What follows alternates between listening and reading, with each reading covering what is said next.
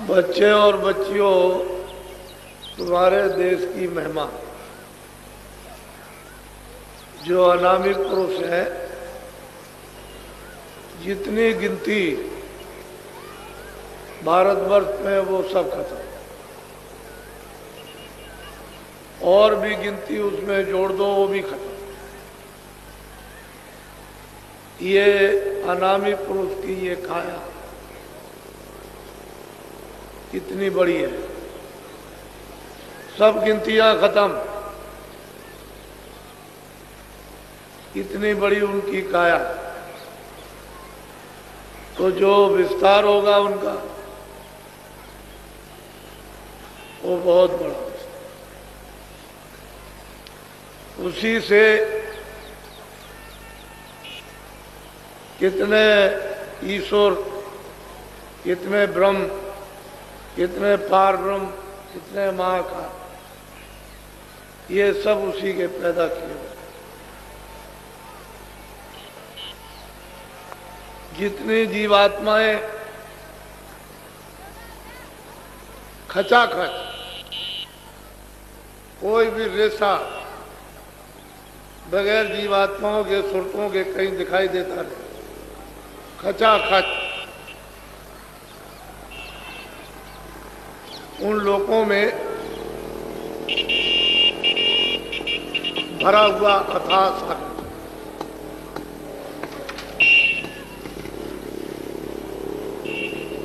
जो वहाँ की जो सुरतें वहाँ रहती हैं,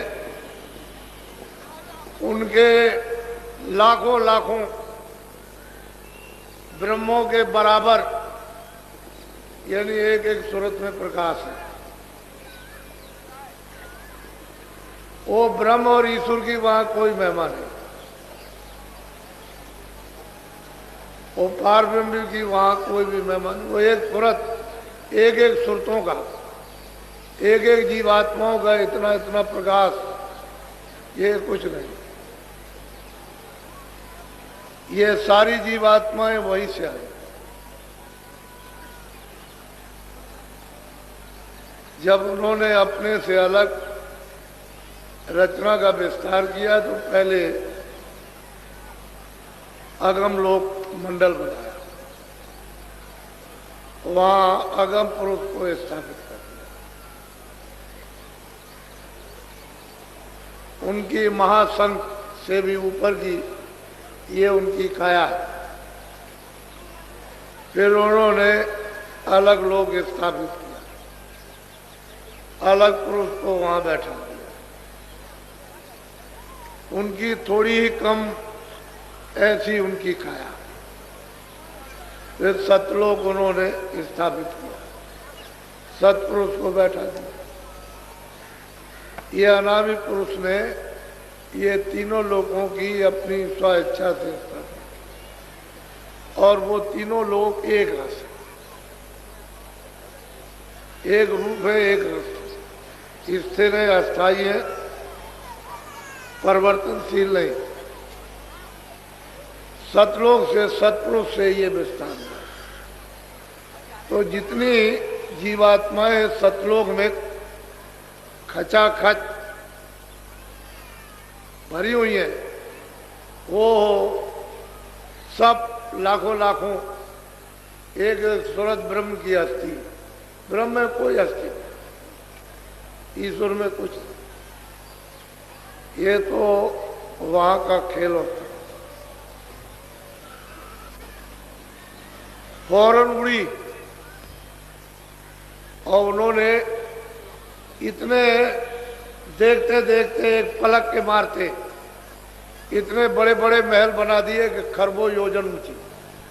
उस देश की अर्वचनीय महिमा, ये सब जीवात्माएं वहीं से लाई गई। सत्पुरुष ने जब अपने से ईश्वर ब्रह्म और पार ब्रह्म महापाल पुरुष को अलग किया मंडल बनाकर, तो इन सब लोगों ने अपने अपने मंडलों में तपस्या की, और ये लिखन पढ़न का काम नहीं है। जितनी स्याही समुद्र बनाओ बन रहा है कि कल में पत्तों की बना लो पृथ्वी को कागज, इतने दिनों तक आप उस पर लिखो, ये सब खत्म। इतने दिनों तक इन्होंने तपस्या की। ईश्वर ने जिसको खुदा कहते हैं, ब्रह्म ने जिसको रब कहते हैं, पार ब्रह्म ने जिसको अल्लाह कहते हैं, महाकाल पुरुष ने सबने तपस्या की घना घोर, और सत्पुरुष को खुश करते कि हमसे प्रसन्न हो जाए। हमको देश से क्यों निकाल दिया, अलग क्यों कर दिया, कोई कारण तो होगा ही। तब वो तो उनकी मौज मर्जी की बात। इतने दिनों तक ये तप करते रहे, तब वो उसके बाद सत्पुरुष इनसे प्रसन्न हुए कि तुम्हारी तपस्या पूरी हुई, हम तुमसे खुश हैं, बोलो तुम क्या चाहते। फिर उन्होंने सतलोक के समान राज मांगा कि जैसा आप, इनको मालूम हो गया था कि मुझको निकाल दिया, तो राज मांगा कि आपके राज के समान ही हमको राज। तो मौज मर्जी सत्पुरुष की थी। उन्होंने मतलब ये कहा तो जीवात्माओं के बगैर, सुरतों के बगैर यहाँ कोई रचना नहीं हो सकती किसी भी मंडल में। जब वो सुरतें आएंगी तभी रचना बैठेगी। वैसे तो जीवात्माओं का भंडार एक छोटा सा सब लोगों में सत्पुरुष ने तकसीम कर दे। वो तो अथाह सागर है उसके लिए, उसमें से जरा सा दे दिया उसने, अथाह सागर भरा हुआ, उसका तो कोई पारावार नहीं। तो एक छोटा सा भंडार सुरतों का अपने अपने मंडलों में ऊपर से देते चले आए। तो इनको भी बांट दिया निरंजन भगवान को, ऐसे ही ऊपर से बांटते चले आए। तो अपने अपने भंडार को इन्होंने सबने स्वीकार कर लिया कि मालिक मुझसे प्रसन्न हो गए। बस ये भंडार लेकर के उधर तो नामी के द्वारा उतार के ले आएंगे दूसरा कुछ। जब उतारा जाएगा तो एक आवाज से दूसरी आवाज, एक नाम से स्थान तक ले आएंगे तो वहाँ वो नाम वही, फिर वो अपने नाम पर उतार ले, अपनी आवाज पर, अपने बाजे पर।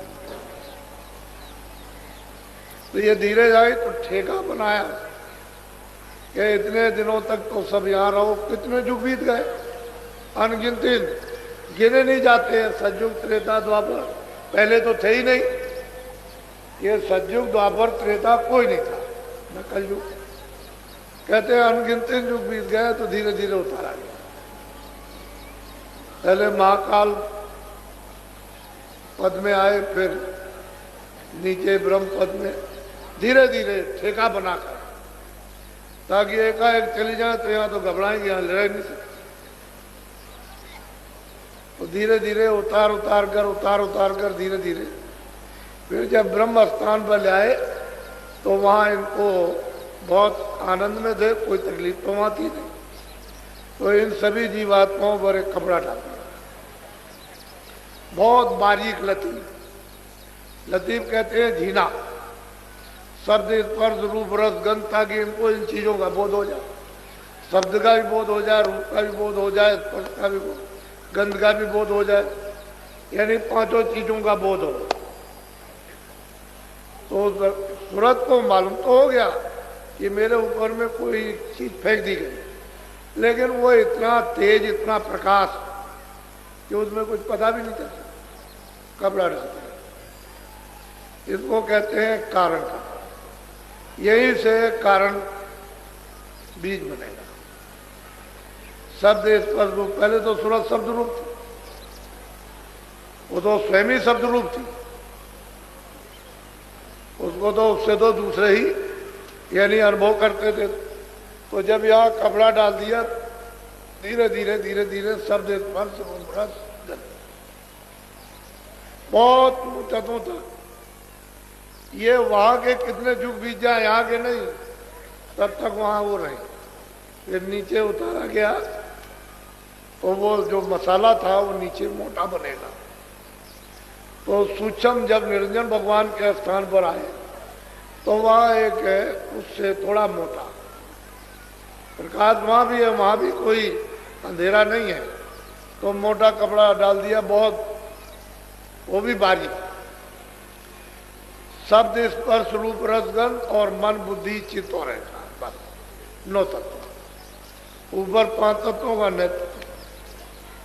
ये मंडल है इनके, ब्रह्म के और ईश्वर के अलग अलग, ईश्वर का मंडल अलग है और ब्रह्म का अलग अलग मंडल है इनके, बहुत बड़े बड़े। उन मंडलों में कितनी त्रिलोकियां, कितने लोग हैं वो गिने नहीं जा सकते, इतने बड़े बड़े मंडल। तो जब यहाँ बहुत मुद्दतों तक रखा, फिर धीरे से नीचे उतारा, तो आद्या मां शक्ति ने इन पर उससे मोटा कपड़ा डाल दिया, थोड़ा सा मोटा, उसको कहते हैं लिंग से।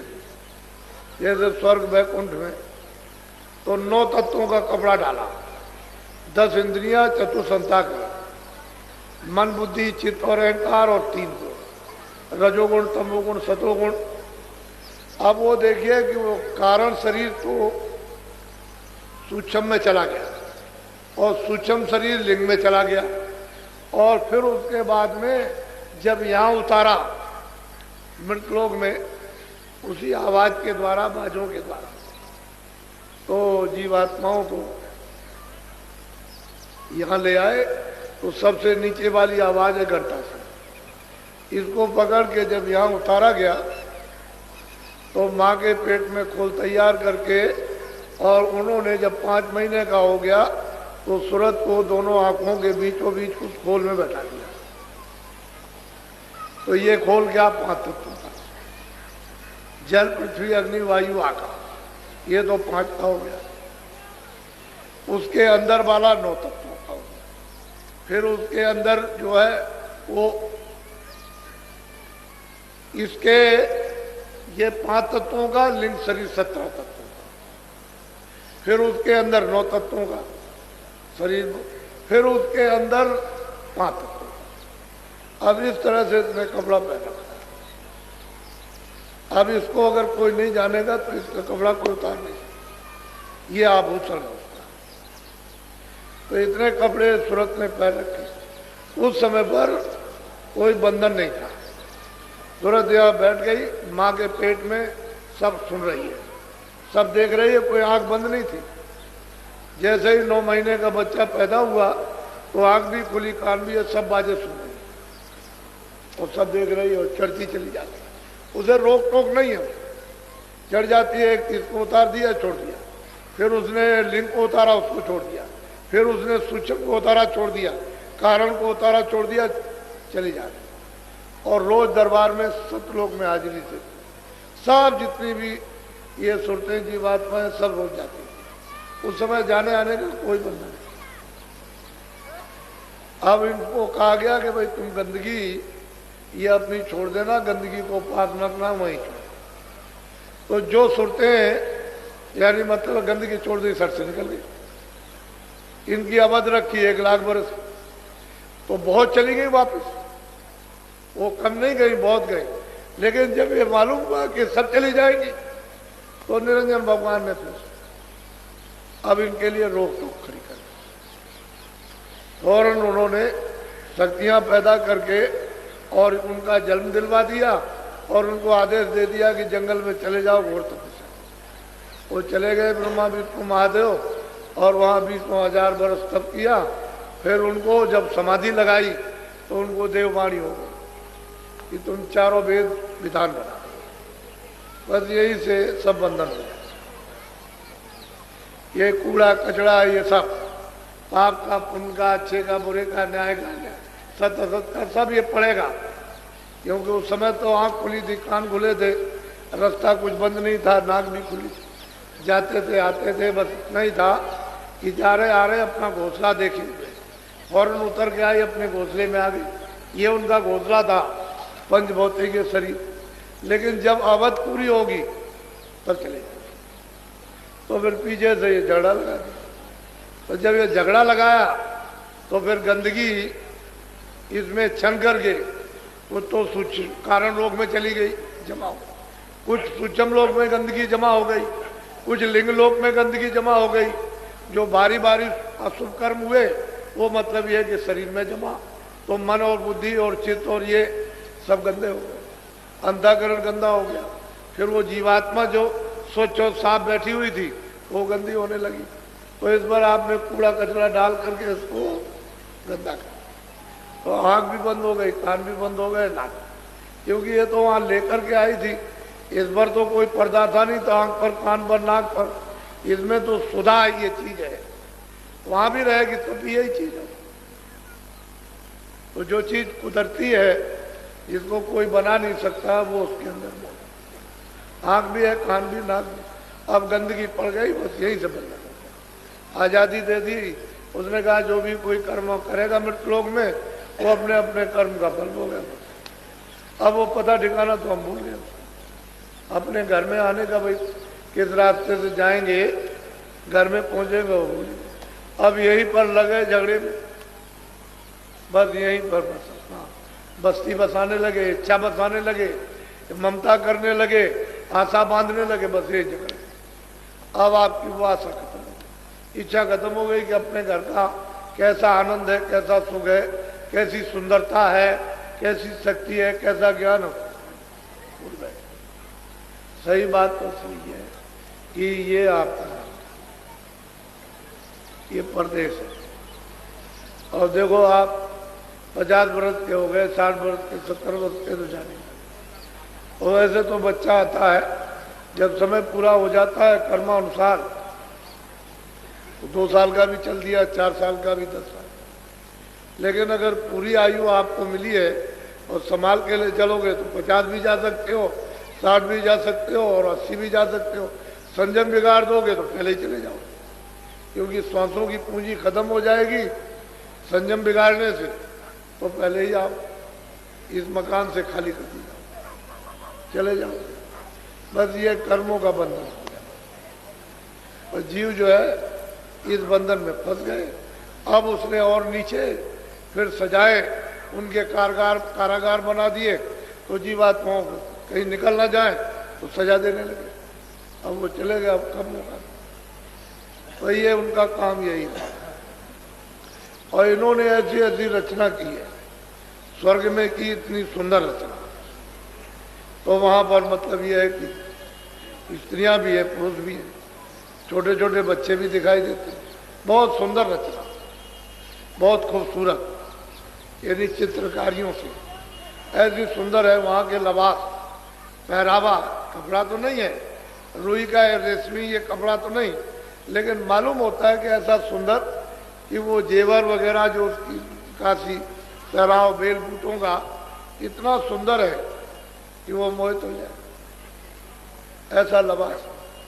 स्त्रियां जो वहाँ की चमकीली है, यानी वस्त्रों को मालूम होता है पहरे हुए इतने चमकदार हैं कि तुम फौरन मोहित हो जाओ। वो अप्सराएं उतरी रहती है, नित्य नाच, नृत्य होता रहता है। ये नाच आज क्या चीज है, कुछ नहीं। हर वक्त 24 घंटे हर क्षण नाच होते रहते, विचित्र भांत के नाच। तो साधक के लिए तो अगर कोई बताने वाला नहीं तो उधर से आगे जा ही नहीं सकता, वो तो वहीं फंस जाए। तो उसने ऐसा माया का जाल कि इससे बचो, यहाँ तो वहां लक्ष्मी है, सावित्री है और पार्वती, और वहां स्त्रियां हैं, दोनों घेर लेंगे, ऊपर नीचे दाएं बाएं रिद्धियां सिद्धियां सब घेर के खड़ी हो जाती हैं। तो बुद्धि का हरण, प्रलोभन दे देंगे, बस आपकी साधना खत्म। ऊपर जाइए तो आध्यात्म आ सकती, उसका इतना बड़ा लोक है कि मतलब यह है कि कितने, मतलब यह है कि करोड़ों कि 1 2 4 10 20 करोड़ नहीं, कितने करोड़ों का लंबा मैदान, उसमें औरतें ही औरतें। स्त्रियां तो उससे जाल से निकालना बहुत मुश्किल। ये स्वर्ग वैकुंठ में कुछ नहीं है, जो आद्या महाशक्ति लोक में जो देवियां हैं, ऊपर में पुरुष है, निरंजन भगवान विराज, वो काहे को जाने देंगे किसी को। उनके ऊपर में वो माया सबको रोके रहती है, उसका भी माया रूप, स्त्री का रूप है वो भी। उसकी सुंदरता अनोखी विचित्र है, ऐसी सुंदर और मोहित करने वाली कि तुम्हारे ऐसे कितने मतलब ये है कि सब फना हो गए, वो जा ही नहीं सकते। फिर उसके ऊपर में ब्रह्म है, उसका मतलब ये, वो चीज ये है कि अंदर का राज किसी को पता ही नहीं, वो जानते ही नहीं। और आप क्या आपको मालूम है संसार में आप जब तक महात्मा नहीं मिलेंगे ये जीव बेचारा क्या करे। वही सूरत है जो हजारों लाखों करोड़ों ब्रह्मों की वो शक्ति और प्रकाश रखती थी, आज वो बूंद रूप से एक जर्रा एक कण, उससे भी छोटी, हजारों गुणा कण के कर दी जाए उससे भी छोटी, वो मतलब ये है कि वो सूरत हो। और फिर उसका जो प्रकाश था वो सब इस जड़ में जज हो गया, लय हो गया। अब बिना महात्मा महापुरुषों के इसको कोई समेट भी नहीं सकता, क्योंकि उनको मालूम है कि कहाँ बैठी है, उनको पता है इसमें क्या है, आँख भी है, कान भी है, नाक भी है, ये बरामद ये समेटी कैसे जाएगी, उधर से खींची किस तरह से जाएगी, प्रकाश सिमट करके कैसे आएगा, ये उनको मालूम। योगी योग करते रहे वो भी बेकार हो, उससे भी कोई लाभ नहीं। प्राणायाम किया नीचे से तो यहाँ आंखों के सामने आएगा वो, फिर यहाँ से ऊपर जाना तो वो मेहनत 60 बरस 70 बरस 80 बरस की बेकार हो गई, क्योंकि यहीं तक आना नीचे से फिर ऊपर जाना। अब संतों महात्माओं ने कलयुग में यहीं से जीवों को ऊपर उठा लिया, ये नाम की डोर को पकड़ो चलो यहीं से, इसमें कोई तकलीफ नहीं, कोई प्राणायाम नहीं करता, कोई शारीरिक तकलीफ नहीं, कोई परित्याग नहीं, कोई मतलब है छोड़ना छाड़ना नहीं, बस अपना सहज जो भी शरीर अच्छा के लिए पहनते हो खाते हो खा, उसमें कोई दिक्कत परेशानी। और सहज में इधर से अपना ध्यान तवज्जो हटाकर उधर लगा दो, बस इधर से पौधा उखाड़ो, इधर जो आपने ख्याल और ध्यान इधर आशा और बासा आपने इधर फैला रखी उसको हटा लीजिए, इधर लगा दीजिए, तो इतने में तो काम बनेगा। बुल्ला साहब थे, उन्होंने किसी ने पूछा कि आपने कैसे भगवान को पाया, कह रहे अरे भाई क्या है, इधर से जैसे मैं पौधा उखाड़ता हूँ और ये इधर लगाता हूँ, जैसे धान उसका पौधा इधर लगाया खेत में, कह लगे भाई इतनी देर में भगवान मिलता हूँ, इधर से ध्यान हटाओ इधर लगा दो, इतने में हटाओ। तो कलयुग में इसीलिए तो उन्होंने कहा कि कलयुग के समान कोई सरल सुलभ भगवान की प्राप्ति के लिए दूसरा जीवों के लिए है ही नहीं, ये सुलभ युग है। फिर इसमें महात्माओं का पदार्थ, ऊपर से सत्पुरुष ने उन संतों को भेजा कि जाओ जीवों को ले आओ, जगा के चिता के समझा के प्यार करके हर तरह से उनके सब सुन के साफ सुथरी करके अच्छी तरह से उनको धो धा के ले आओ। तो और क्या हो, तो प्यारी करते, प्यारी से बता सकते हैं, दूसरा और कुछ नहीं। शक्ति नहीं, शक्ति तो कर सकते, लेकिन वो शक्ति करेंगे तो बदनाम होगा। इनमें कालंक है तो उनमें दयाल है, कालंक का नाम निशान नहीं, तो शक्ति अति कुछ नहीं, प्यार कर, तो प्यार में फंसा लेंगे कहीं, चलो मेरे पीछे पीछे चले आओ, तो ये जीव चला जाएगा, फिर किसी के बस की बात नहीं। फिर और प्यार में उसको फिर सब बंधन टूट जाएंगे, चाहे जितने भी पाप लगे हों उस पर, वो सब धो दिए जाए। वो तो वहाँ धोने की नदी है, फौरन पोर दिया उसमें, बस छटक फटक करके साफ। उधर गए तो उधर देखा क्या कौन जा रहा, वो धर्म जरा जगाती है, बैठा हुआ है, तो आवाज लगाई कि तलाशी दे दो, कैसे जा रहे हो, ये टिकट है, ये है टिकट, ये नाम, तो कुछ है क्या, देख लीजिए। तो देखा उनका चिता, जब कुछ झाड़ा लेगा, क्योंकि वो तो गार्ड जगाती सबका झाड़ा लेता है, जैसे वो डिटेक्टर लग जाता है कि तुम उधर जा रहे हो तो दिखाओ कुछ है तो नहीं तुम्हारे पास, हथियार वगैरह कुछ बम बम, तो तलाशी लेते हैं तो सब जो जाता है सब। ऐसे उधर कोई भी जाएगा सब, जब कुछ नहीं निकलेगा कैसे, कुछ नहीं कर सकते। तो आपने तो अभी मतलब ये है कि कहीं गोता लगाया ही नहीं, जाने नहीं कि गोता जीवात्मा है कहाँ लगा के फड़फड़ा करके शुद्ध पवित्र और साफ हो जाती है। तो महात्मा ले जाते हैं, उसमें नदी में बोरा बोर देते हैं कि कर ले स्नान, जल्दी से कलमल के जितने भी कर्म अशुभ शुभ इनको धो डाल जल्दी से। तब ये जीव धोता है, उसमें नहाता है। इनको बेचारों कहाँ का नाम, नदी कहाँ बह रही, कर्मनाशा नदी कहाँ है इन्हें क्या पता। कर्मनाशा नदी है, उसमें स्नान वो महापुरुष कराते हैं। तब ये जीव इस योग होते हैं कि हम आगे चलेंगे। नहीं कैसे, कर्मनाश ना हो तो कौन ले जाएगा।